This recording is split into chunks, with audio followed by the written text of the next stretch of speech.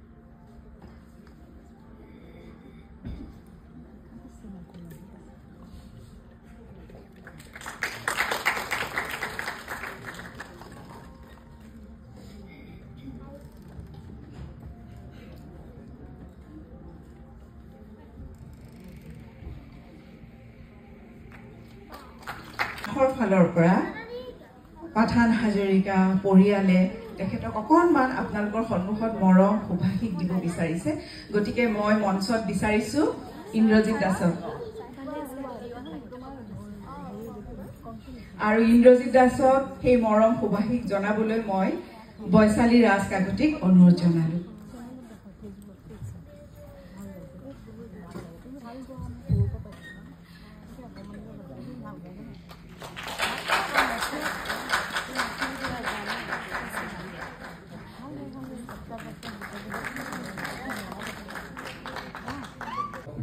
বিজ্ঞানৰ স্নাতক হৈ খড়গপুৰ IITৰ দ্বিতীয় স্থান পৰীক্ষাৰ্থীৰ মাজৰ পৰা প্ৰথম শ্ৰেণীত প্ৰথম স্থান লাভ কৰিছিল তেওঁ। সেই সময়ত অসমীয়া অভিযন্তাৰ অভাৱ হোৱা হেতুকে তেওঁৰ অভিযান্ত্ৰিক ডিগ্ৰী নোহোৱাকৈ ফলাফল ঘোষণা কৰাৰ আগতে আমন্ত্ৰণ কৰি আনি চিভিল ইঞ্জিনিয়াৰ হিচাপে মকৰল কৰিছিল। অভিযন্তাৰূপে 1957 চনত গুৱাহাটীৰ কংগ্ৰেছ অধিৱেশনৰ আগে আগে মালিগাঁৱৰ অভাৰ ব্ৰিজ নিৰ্মাণৰ দায়িত্ব চৰকাৰে তেওঁক অৰ্পণ কৰিছিল। যিখন অভাৰ ব্ৰিজৰ ওপৰেদি তদানীন্তন প্ৰধানমন্ত্ৰী জৱাহৰলাল নেহৰু আহিছিল। আকৌ দ্বিতীয়বাৰৰ কংগ্ৰেছ অধিৱেশনৰ সময়ত কইনাধাৰাৰ প্ৰথম অতিথিশালাৰ উপৰিও অতিথিশালালৈ যোৱা পথটো অতি ক্ষিপ্ৰতাৰে আৰু সুনিপুণতাৰে সম্পন্ন কৰিছিল, য'ত প্ৰয়াত প্ৰধানমন্ত্ৰী ইন্দিৰা গান্ধী আহি নিশাটো কটাইছিল। ইয়াৰ উপৰিও আমবাৰী অসম এম্পৰিয়াম ভৱন, নেহৰু পাৰ্ক অশোক স্তম্ভ আৰু উচ্চ ন্যায়ালয়ৰ গম্বুজটো তেখেতৰ দায়িত্বতে নিৰ্মাণ কৰা হৈছিল। অসমত কজৱেৰ পৰিচয়ও তেখেতে কৰিছিল। এই বিষয়ে প্ৰখ্যাত চিত্ৰ পৰিচালক প্ৰয়াত অজান বৰুৱাই এখন তথ্যচিত্ৰ নিৰ্মাণ কৰিছিল। সুদক্ষ অভিযন্তাৰ উপৰিও তেওঁ আছিল ৰসাল, কৰ্তব্যপৰায়ণ, নিপুণ, প্ৰখৰ বুদ্ধিমত্তাৰ ব্যক্তি। তেখেতৰ আচৰণ আছিল মুক্ত। তেওঁ অভিযন্তা আছিল যদিও সাহিত্য আৰু সাংস্কৃতিক জগতখনৰ লগতো জড়িত আছিল। সেয়ে তেওঁৰ বন্ধুৰ তালিকাত আছিল হোমেন বৰগোহাঁই, লক্ষীনন্দন বৰা, বিজয় শংকৰ দাস, তছদ্দুক ইউছুফ, ক্ৰীড়াবিদ নীলিময় চৌধুৰী, গিৰীন বৰুৱা, কবি হীৰেণ ভট্টাচাৰ্যী, গায়ক দেৱেন শৰ্মাকে আদি কৰি বহু বৰেণ্য শিল্পী সাহিত্যিক। পাঠানদাৰ কাৰণে আজি বহুত অসমীয়া ল'ৰাই ভাত খাইছে। বিশেষকৈ মই নুৰদিনাম আজি চিনাকি হৈছোঁ, সেইটো হ'ল পাঠানদা। মই লখিমপুৰ তেখেতক পাইছোঁ আৰু সেই সময়ৰ পৰা আজিলৈ পাঠানদাৰ আদৰ্শতে মই জীয়াই আছোঁ। তেখেতৰ ভাৰত ৰত্ন সুধাকণ্ঠ ভূপেন হাজৰিকাৰ লগত আছিল অতি মধুৰ সম্পৰ্ক। অভিযন্তা শৈলেন শীল, বিজয় খাটনিয়াৰ, গীতিকাৰ লেখক অভিযন্তা প্ৰভু শৰ্মা, অভিযন্তা নাট্যকাৰ হিমেন বৰঠাকুৰ আৰু ডক্টৰ ভৱেন্দ্ৰনাথ শইকীয়াৰ লগত আছিল তেওঁৰ গভীৰ সম্পৰ্ক। ডক্টৰ ভৱেন্দ্ৰনাথ শইকীয়াই তেওঁৰ গ্ৰন্থ জীৱন বৃত্তত বন্ধু পাঠান হাজৰিকাই তেওঁৰ জীৱনৰ বিভিন্ন মুহূৰ্তত হোৱা সমস্যা কিদৰে সমাধান কৰিছিল উল্লেখ কৰি কৈছে। তাৰে কিয়দাংশ আগবঢ়াইছোঁ। কটন কলেজৰ মেছৰ পাকঘৰ ছাত্ৰৰ কাৰণে বন্ধ হৈ গৈছিল। পাণবজাৰৰ সৰু সুৰা হোটেলত যিমান পাৰোঁ কম পইচাৰে চাহ ভাত খাই দিনকেইটা কটাইছিলোঁ। একমাত্ৰ আশা পাঠানে মোক উদ্ধাৰ কৰিব। শেষত উদ্ধাৰ কৰিলেও। তেওঁ বাওঁহাতৰ আঙুলিত বায়েকৰ সোণৰ আঙুঠি এটা পিন্ধি আছিল। সেই যে হোষ্টেলৰ সন্মুখৰ শুক্লাৰায়ৰ ভায়েক ভানুৰাই তেওঁক আঙুঠিটো বন্ধকত দি পাঠানে টকা 30,000 মোক দিলে। বিদেশলৈ যোৱাৰ সময়ত মোৰ 1000 টকাৰ নাটনি হৈছিল। যোৱাৰ আগমুহূৰ্তত পাঠান আৰু তেওঁৰ বন্ধু প্ৰভু শৰ্মাই 500 টকাকৈ 1000 টকা দি মোক এৰোপ্লেনত উঠাই দি বিদায় দিলে। সেই বিদায় দিয়া সময়খিনিত কাণত পৰি থাকিল একমাত্ৰ পাঠানৰ চিঞৰ, তাতে থাকি নাযাবি, উভতি আহিবি, আহোঁতে লগত মেম নানিবি। পাঠানে কথাখিনি কামৰূপ জিলাৰ কোনো কোনো অঞ্চলৰ মানুহে ব্যৱহাৰ কৰা শব্দ আৰু সুৰেৰে কৈছিল। মই লণ্ডনৰ পৰা টেপ ৰেকৰ্ডাৰ আৰু ৰেকৰ্ড চেঞ্জাৰ লৈ আহিছিলোঁ। ঘৰৰ ভিতৰত বস্তু দুটা নীৰৱ নিশ্চল হৈ পৰি আছিল, কাৰণ তেতিয়াও আমাৰ ঘৰত বিজুলী শক্তিৰ ব্যৱস্থা হোৱা নাছিল। পাঠানে বোধ কৰোঁ ঘাইকৈ এই যন্ত্ৰ দুটাৰ মুখলৈ চাই বিজুলী শক্তি যোগানৰ ব্যৱস্থা কৰি দিলে। টকা পইচাও পাঠানে দিলে। অসম আন্দোলনত তেখেতৰ অংশগ্ৰহণ আছিল সক্ৰিয়। এজন চৰকাৰী বিষয়া হৈ আন্দোলনত জড়িত হোৱাৰ বাবে যথেষ্ট কষ্ট ভোগ কৰিবলগীয়া হৈছিল। নৰ্থ ইষ্টাৰ্ণ ৰেকৰ্ড কোম্পানী চমুকৈ নৰে ৰেকৰ্ড প্ৰতিষ্ঠা কৰি বহু কণ্ঠশিল্পীক সুযোগ দিয়াত তেখেতে আগভাগ লৈছিল। প্ৰতিভাৱান লোকৰ প্ৰতি তেওঁ আকৃষ্ট হৈ উৎসাহ যোগাইছিল।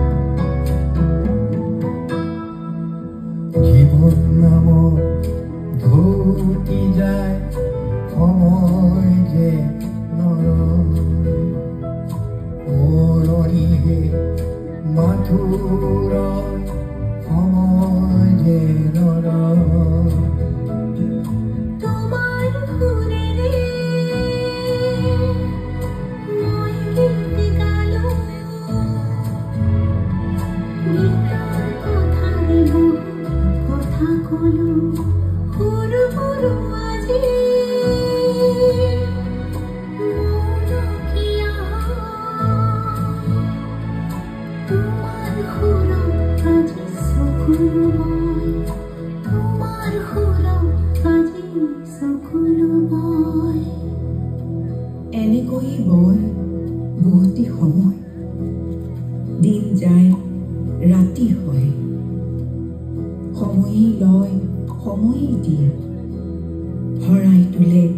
প্ৰতিটো প্ৰহৰ জীৱনৰে সন্ধিক্ষণ পুৱাৰ হিচাপ নকৰো জীৱন বোধে মন সিক্ত কৰো প্ৰতি পল আমি পূৰ্ণ কৰোঁ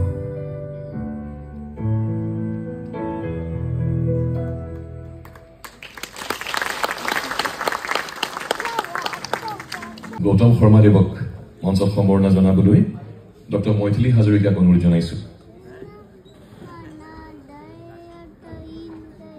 গীতটিৰ উন্মোচক গৌতম শৰ্মাদেৱক সম্বৰ্ধনা জ্ঞাপন কৰিবলৈ আমি ডক্টৰ মৈথিলী হাজৰিকাক অনুৰোধ জনাইছো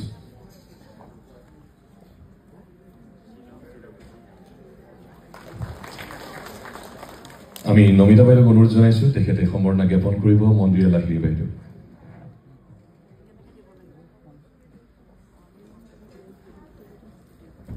প্ৰীতম হাজৰিকাক অনুৰোধ জনাইছো তেখেতে বিপুল বৰুৱাদেৱক সম্বৰ্ধনা জ্ঞাপন কৰিব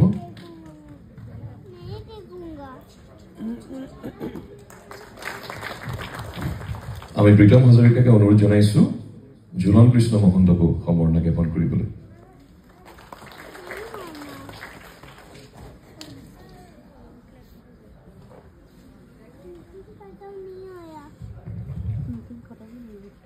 নমিতা বাইদেউক অনুৰোধ জনাইছো মন্দিৰা বাইদেউক এখন শৰাই তেখেতে আগবঢ়াইছে মঞ্জুলা হাজৰিকা বাইদেৱে এখন চাদৰ তেখেতক আগবঢ়াইছে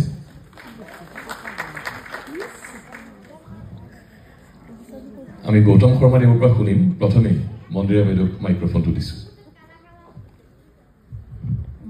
প্ৰথমে ক'ব লাগিব নেকি সকলো দৰ্শক সকলোকে মই নমস্কাৰ জনাইছোঁ একচুৱেলি সৰুৰে পৰা গান বাজনা কৰি আহিছোঁ শিকি আহিছোঁ কোনোবাই অনুৰোধ কৰিলে দুলাইন হয়তো গাই দিব পাৰোঁ কিন্তু ক'বলৈ গ'লে বৰ দিগদাৰ হৈ যায় সুবক্তা নহয় মই তবু চেষ্টা কৰিছোঁ কৰক আজি বহুত বহি আছোঁ যেতিয়া পাঠানদাৰ ফটোখনলৈ চাই খালি ভাবিছোঁ যে মেধা কাক কয় চেহেৰাৰ ভিতৰতে উজ্জ্বল এটা নক্ষত্ৰ মই কওঁ অসমৰ কোহিনুৰ মেধা আৰু মনন্দি যিটো তেখেতে অসমৰ কাৰণে কৰি গৈছে সেইটো অনবদ্য ক'বলৈ কোনো ভাষা নাই কাৰণ সেই সময়ত আমাৰ কিন্তু কোনো এই যে টেকন'লজি সেই বস্তুবোৰেই নাছিলে এখন চিঠি পাবলৈও বহুত দিন লাগি যায় সেইকাৰণে মানে সম্পৰ্কবোৰ বহুত দিন এতিয়া জেপিদা আৰু হীৰা বাইদেউক দেখিও ভাবিছোঁ জেপিদা কেনেকৈ হীৰা বাইদেউক লগ পালে বা ভাল পোৱা বা 50 বছৰ একেলগে থকা মানে এইবোৰ